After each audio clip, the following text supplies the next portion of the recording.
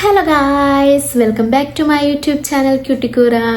So ഇന്നത്തെ ഒരു video എന്ന് പറയുന്നത് നഴ്സസിന് വേണ്ടിയിട്ടുള്ളത് തന്നെയാണ്. കാരണം എനിക്ക് നമ്മുടെ ഇൻസ്റ്റഗ്രാമിൽ ഒരുപാട് മെസ്സേജസ് വന്നിട്ടുണ്ടായിരുന്നു, ഞാൻ എങ്ങനെയാണ് സൗദിയിലെത്തിയത് എന്നൊക്കെ ചോദിച്ചിട്ട്. ഇൻസ്റ്റഗ്രാമിൽ നമ്മൾ വീഡിയോസിൻ്റെ അടിയിലൊക്കെ കുറേ പേര് കമൻറ്റ് ചെയ്തിട്ടുണ്ടായിരുന്നു. പിന്നെ നമ്മുടെ വാട്സപ്പിൽ എൻ്റെ കൂടെ പഠിച്ചിട്ടുണ്ടായിരുന്ന ആൾക്കാരൊക്കെ എനിക്ക് മെസ്സേജ് അയച്ചിട്ടുണ്ടായിരുന്നു പേഴ്സണലി, ഞാൻ എങ്ങനെയാണ് സൗദി അറേബ്യയിൽ എത്തിയെന്നൊക്കെ ചോദിച്ചിട്ട്. അപ്പം മോസ്റ്റ് ഓഫ് ദം ചോദിച്ചിട്ടുണ്ടായിരുന്നത് എൻ്റെ എക്സ്പീരിയൻസ്, ഏജൻസി, ഞാൻ ഏത് അക്കാദമി വഴിയാണ് എക്സാം അറ്റൻഡ് ചെയ്തതെന്ന് ചോദിച്ചിട്ടുണ്ടായിരുന്നു.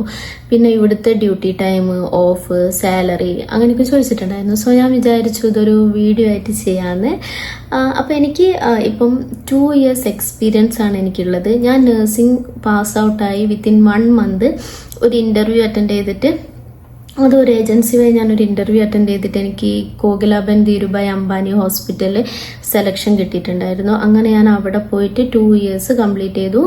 നല്ലൊരു ഹോസ്പിറ്റലാണ്, ഒരു ബിഗിനറിന് സ്റ്റാർട്ട് ചെയ്യാൻ പറ്റിയ ഹോസ്പിറ്റലാണ് കോകിലാബെൻ ധീരുഭായ് അംബാനി ഹോസ്പിറ്റൽ. അങ്ങനെ അവിടെ 2 years കംപ്ലീറ്റ് ചെയ്തിട്ട് റിസൈൻ ചെയ്തതിന് ശേഷമാണ് ഞാൻ സൗദിയിലേക്കുള്ള പ്രോസസ്സിംഗ് ഒക്കെ സ്റ്റാർട്ട് ചെയ്തത്.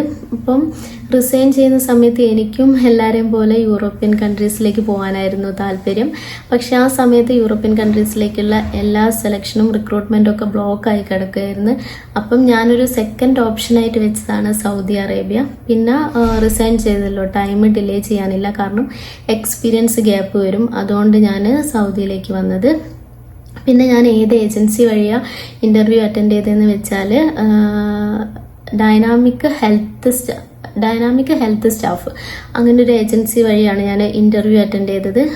പക്ഷെ ഞാൻ ഈ ഒരു ഏജൻസി ഞാൻ ആർക്കും റെക്കമെൻഡ് ചെയ്യത്തില്ല, കാരണം അതിലും നല്ല ഒരുപാട് ഏജൻസി നമ്മളെ കേരളത്തിലുണ്ട്.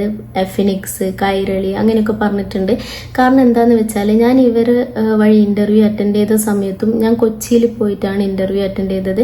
അപ്പം എൻ്റെ ഓൺ റിസ്കിലാണ് ഞാൻ അവിടെ റൂമൊക്കെ എടുത്ത് താമസിച്ച് ഇൻ്റർവ്യൂ അറ്റൻഡ് ചെയ്തത്. പക്ഷെ ചില ഏജൻസികൾ അവർ തന്നെ നമുക്ക് റൂം പ്രൊവൈഡ് ചെയ്യും, കാരണം അവർ ത്രൂ ആണല്ലോ നമ്മൾ ഇൻ്റർവ്യൂ അറ്റൻഡ് ചെയ്യുന്നത്. അപ്പോൾ അവർ തന്നെ റൂം പ്രൊവൈഡ് ചെയ്യും. പിന്നെ നമ്മുടെ പ്രോസസ്സിംഗ് ഒക്കെ നല്ല ഫാസ്റ്റായിട്ട് അവർ തന്നെ അവർ തന്നെ ഒരു റിസ്ക് എടുത്ത് അല്ലെങ്കിൽ ഒരു ഡെഡിക്കേറ്റഡ് ആയിട്ട് അവരങ്ങ് ചെയ്തോളും. പക്ഷേ ഈ ഒരു ഏജൻസി എന്ന് പറയുന്നത് നമ്മൾ അങ്ങോട്ട് ചോദിച്ചുകൊണ്ടിരിക്കണം, എന്തായി പ്രോസസ്സിങ് എന്തായി. അപ്പം എൻ്റെ ഒരു സീനിയർ ചേച്ചി പറഞ്ഞിട്ടാണ് ഞാൻ ഈ ഒരു ഏജൻസി വഴി ഇൻ്റർവ്യൂ അറ്റൻഡ് ചെയ്യുന്നത്. കാരണം എനിക്ക് വേറെ സെർച്ച് ചെയ്യാനുള്ള ടൈം ഒന്നുമില്ലായിരുന്നു. പിന്നെ പെട്ടെന്ന് പ്രോസസ്സിങ് സ്റ്റാർട്ട് ചെയ്യണമായിരുന്നു, എക്സ്പീരിയൻസ് ഡിലേ ആവും. അതുകൊണ്ട് അപ്പം ആ ഒരു ചേച്ചി പറഞ്ഞപ്പം ഒരു ട്രസ്റ്റിലാണ് ഞാൻ ഈ ഒരു ഏജൻസി ചൂസ് ചെയ്തത്. കുഴപ്പമൊന്നുമില്ല, പക്ഷേ ഇതിലും ബെറ്റർ ആയിട്ടുള്ള നല്ല ഏജൻസി നമ്മുടെ കേരളത്തിലുണ്ട്. അപ്പോൾ നിങ്ങൾ ചൂസ് ചെയ്യുമ്പോൾ നല്ല നോക്കി ചൂസ് ചെയ്യുക. കാരണം ഇവരെന്നോട് വാങ്ങിയിട്ടുള്ള സർവീസ് ചാർജ് എന്ന് പറയുന്നത് 3.65 lakh ആണ്. അപ്പോൾ അതിലും കുറവ് സർവീസ് ചാർജ് വാങ്ങുന്ന ഏജൻസികളൊക്കെ ഉണ്ട്, 3.50 അങ്ങനെയൊക്കെ വാങ്ങുന്നതുണ്ട്. അപ്പം 10,000 ആണെങ്കിലും ആ ഒരു കുറവുണ്ടല്ലോ. അപ്പം നല്ല ഏജൻസി നോക്കി ചൂസ് ചെയ്യാം. പിന്നെ ഞാൻ ഏത് അക്കാദമി വഴിയാണ് എക്സാം അറ്റൻഡ് ചെയ്തതെന്ന്. അപ്പോൾ ഞാൻ ആൻ്റണീസ് അക്കാദമി വഴിയാണ് എക്സാം അറ്റൻഡ് ചെയ്തത്. നല്ല ഫേമസ് ആയിട്ടുള്ള അക്കാദമിയാണ്, എല്ലാവർക്കും അറിയാണ്ടാവും. അപ്പോൾ ഞാൻ ആൻ്റണീസ് അക്കാദമി എന്ന് പറയുന്ന ഒരു ഇൻസ്റ്റിറ്റ്യൂട്ട് ഞാൻ എല്ലാവർക്കും റെക്കമെൻഡ് ചെയ്യും. എനിക്ക് അത്രയും ഒരു റെസ്പെക്റ്റും എല്ലാം ആണ് അവിടുത്തെ ആൻ്റണി സാറിനോട്.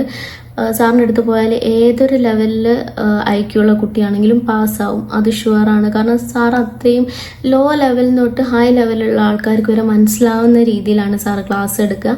അതുപോലെ തന്നെ അത്രയും ഡെഡിക്കേറ്റഡ് ആണ്, ഹാർഡ് വർക്കിംഗ് ആണ്. ഇത്രയും ഒരു ഡെഡിക്കേറ്റഡ് ആയിട്ട് ക്ലാസ് എടുക്കുന്ന ഒരു സാറിന് എൻ്റെ ലൈഫിൽ ഞാൻ ഇതുവരെ കണ്ടിട്ടില്ല. എനിക്ക് അത്രയും റെസ്പെക്റ്റാണ് സാറിനോട്. അപ്പം ഞാൻ എല്ലാവർക്കും റെക്കമെൻഡ് ചെയ്യും ആൻ്റണീസ് അക്കാദമി. ഞാൻ അവിടെ 3 month ഓൺലൈൻ ക്ലാസ് അറ്റൻഡ് ചെയ്തു. അത് കഴിഞ്ഞിട്ട് ഞാൻ ഒരു 2 crash കോഴ്സ് അറ്റൻഡ് ചെയ്തു. പിന്നെ വിത്തിൻ 2 days ഞാൻ എക്സാമിന് അപ്പിയർ ആയി. ഞാൻ പാസ്സായി, നല്ലൊരു മാർക്കോടെ തന്നെ ഞാൻ പാസ്സായിട്ടുണ്ടായിരുന്നു. പിന്നെ ബാക്കിയുള്ള കുറച്ച് പ്രോസസ്സിംഗ് ഒക്കെ ഞാൻ ആൻ്റണീസ് അക്കാദമി വഴിയാണ് ചെയ്തത്. ഡാറ്റ ഫ്ലോ, എലിജിബിലിറ്റി, പിന്നെ എക്സാമിന് ഡേറ്റ് എടുത്തത്, അങ്ങനെയൊക്കെ. പിന്നെ ബാലൻസ് ഉള്ള പ്രോസസ്സിംഗ് ഒക്കെ ഞാൻ പറഞ്ഞ ഈ ഏജൻസി വഴിയാണ് ഞാൻ ബാക്കി ചെയ്തത്. അങ്ങനെ ഒരു 6 monthോളം എൻ്റെ ടോട്ടൽ പ്രോസസ്സിങ് ടൈം എടുത്തിട്ടുണ്ടായിരുന്നു. അത് കഴിഞ്ഞിട്ടാണ് ഞാൻ സൗദിയിലേക്ക് വരുന്നത്. അപ്പോൾ സൗദിയിൽ വന്നതിന് ശേഷം എൻ്റെ ഡ്യൂട്ടി ടൈം എന്ന് പറയുന്നത് 8 hours ആണ്. 8 hours ഡ്യൂട്ടി ഉണ്ട്. അതുപോലെ തന്നെ എനിക്ക് 2 days ഓഫ് ഉണ്ട്. അപ്പോൾ 6 ഡേയ്സ് ഡ്യൂട്ടി ഉണ്ടാവും, 2 ഡേയ്സ് ഓഫ്. ചില സമയത്ത് നമുക്ക് 5 ഡേയ്സ് ഡ്യൂട്ടി, 2 ഡേയ്സ് ഓഫ്. എങ്ങനെയാണെങ്കിലും നമുക്ക് 2 ഡേയ്സ് ഓഫ് ഉണ്ടാവും ഇവിടെ. ബാക്കി 8 hours. ഇപ്പോൾ 3 ഷിഫ്റ്റാണ് ഉണ്ടാവുന്നത്. പിന്നെ സാലറി, പിന്നെ ഒരുപാട് പേര് ചോദിച്ചിരുന്നത് സാലറീൻ്റെ കാര്യമാണ്. അപ്പോൾ ഇവിടെ ബേസിക് സാലറി എന്ന് പറയുന്നത് 1 lakh ആണ്. പിന്നെ നമ്മുടെ എക്സ്പീരിയൻസ് അനുസരിച്ച് നമുക്ക് സാലറി കൂടും. അപ്പോൾ എനിക്ക് 2 years എക്സ്പീരിയൻസ് ഉണ്ട്, അതിനനുസരിച്ചുള്ള സാലറി എനിക്ക് കൂടും. അപ്പോൾ 1 lakh above ആണ് എനിക്ക് ഇവിടെ കിട്ടുന്ന സാലറി. ഇതിപ്പോൾ നമ്മുടെ യൂറോപ്യൻ കൺട്രീസിലാണെങ്കിലും നമുക്ക് 3 lakh ഒക്കെ സാലറി കിട്ടും. അതിലെന്താ, അതിൻ്റെ ഒരു 50% അവിടെ ടാക്സ് അടയ്ക്കേണ്ടി വരും.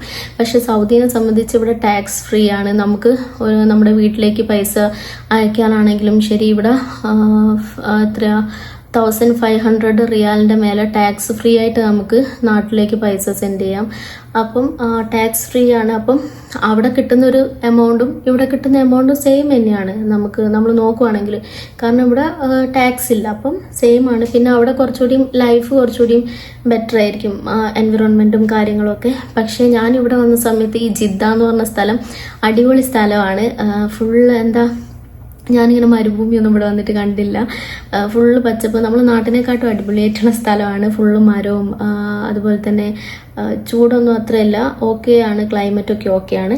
പിന്നെ എന്താ പറയുകയെന്ന് വെച്ചാൽ ഇവിടെ ഗവൺമെൻറ് ഹോസ്പിറ്റൽ ആയതിനെക്കൊണ്ട് തന്നെ നമുക്ക് അത്രയും സ്ട്രെസ്സൊന്നും വരത്തില്ല. കാരണം മെഡിസിനൊക്കെ ഫ്രീ ആണ് ഹോസ്പിറ്റലിൽ തന്നെ പ്രൊവൈഡ് ചെയ്യുന്നത്. അപ്പോൾ നമ്മൾ ഇൻറ്റൻഡ് ചെയ്യേണ്ട ആവശ്യമില്ല, റിട്ടേൺ അടിക്കേണ്ട ആവശ്യമില്ല, അങ്ങനൊരു ഇഷ്യൂ വരുന്നില്ല. പിന്നെ അതുപോലെ തന്നെ പേഷ്യൻസ് ആണെങ്കിലും അത്യാവശ്യം കോപ്പറേറ്റീവ് ആയിട്ടാണ് എനിക്ക് തോന്നിയിട്ടുള്ളത്. പിന്നെ ഗവൺമെൻറ് ഹോസ്പിറ്റൽ ആയതുകൊണ്ടായിരിക്കും. ഇവിടുത്തെ പ്രൈവറ്റ് ഹോസ്പിറ്റൽ എങ്ങനെയാണെന്ന് എനിക്ക് അറിയത്തില്ല. എനിക്ക് തോന്നുന്നു 12 hours ഷിഫ്റ്റും, അതുപോലെ തന്നെ 12 hours ഷിഫ്റ്റ് ആണെങ്കിൽ നമുക്കൊരു 3 days ഓഫോ അങ്ങനെ എന്തോ കിട്ടും. പിന്നെ വർക്ക് ലോഡൊക്കെ എങ്ങനെയാണെന്ന് അറിയില്ല. പക്ഷേ ഞാൻ വർക്ക് ചെയ്യുന്നൊരു ഹോസ്പിറ്റൽ എന്താ ഇവിടെ കിങ് ഫഹദ് ഹോസ്പിറ്റലാണ് ജിദ്ദയിൽ. അപ്പം ഈ ഒരു ഹോസ്പിറ്റൽ നല്ലൊരു ഹോസ്പിറ്റലാണ്, നമുക്ക് പെട്ടെന്ന് അഡ്ജസ്റ്റ് ആവാൻ പറ്റും. സ്റ്റാഫും എല്ലാവരും നല്ല സ്റ്റാഫും കാര്യങ്ങളൊക്കെയാണ്. എനിക്ക് ഈ ഒരു ഹോസ്പിറ്റൽ എന്താ ബെറ്റർ ആയിട്ട് തന്നെയാണ് തോന്നിയത്. ഞാൻ ഇതിന് മുന്നേ വർക്ക് ചെയ്തിട്ടുള്ള ഹോസ്പിറ്റലിനെ കമ്പയർ ചെയ്യുമ്പം ഇതെനിക്ക് ബെറ്റർ ആയിട്ടാണ് തോന്നിയത്. കാരണം എന്താണെന്ന് വെച്ചാൽ അവിടെ എനിക്ക് 8 hours ഡ്യൂട്ടി ഉണ്ടാവും, 6 days. പക്ഷെ 1 day ആണ് ഓഫ് കിട്ടിയിട്ടുണ്ടായിരുന്നത്. അപ്പോൾ ഒരു ഡേ ഓഫിൽ നമുക്കൊന്നും ചെയ്യാൻ പറ്റുമല്ലോ, ഭയങ്കര ഒരു സ്ട്രെസ്സും കാര്യങ്ങളൊക്കെ ആയിരുന്നു. പക്ഷെ ഒരു ബിഗിനർ എന്നുള്ളൊരു ഇതിൽ നമ്മൾ അങ്ങനെ ഒരു ഹോസ്പിറ്റലിൽ വർക്ക് ചെയ്തതിനെ കൊണ്ട് ഇപ്പം ഈ ഒരു ഹോസ്പിറ്റൽ കിട്ടിയപ്പോൾ നമുക്ക് വേഗം അഡ്ജസ്റ്റ് ചെയ്യാൻ പറ്റി. അപ്പം എന്താണെങ്കിലും നല്ല ഹോസ്പിറ്റൽ, ഇപ്പം ഞാൻ വർക്ക് ചെയ്യുന്ന ഹോസ്പിറ്റൽ നല്ല ഒരു ഹോസ്പിറ്റലാണ്. സോ ഇത്രയൊക്കെയാണ് ക്വയറീസ് ഉണ്ടായിരുന്നത്. ഇനി എന്തെങ്കിലും ഡൗട്ട് ഉണ്ടെങ്കിൽ നിങ്ങൾക്ക് മെസ്സേജ് ചെയ്യാം, ഞാൻ വീഡിയോ ആയിട്ട് ചെയ്യുന്നതായിരിക്കും. എന്തെങ്കിലും ക്വയറീസ് ഉണ്ടെങ്കിൽ നമ്മുടെ ഇൻസ്റ്റാഗ്രാമിലോ അല്ലെങ്കിൽ യൂട്യൂബിലോ എവിടെയാണെങ്കിലും നിങ്ങൾക്ക് മെസ്സേജ് ചെയ്തിട്ടുണ്ടെങ്കിൽ ഞാൻ വേറൊരു വീഡിയോ ആയിട്ട് ചെയ്യുന്നതായിരിക്കും. Anyway, thank you for watching. Please like, subscribe and share my video. അടുത്തൊരു വീഡിയോ ആയിട്ട് കാണുന്നത് വരെ till then, bye bye, see you guys.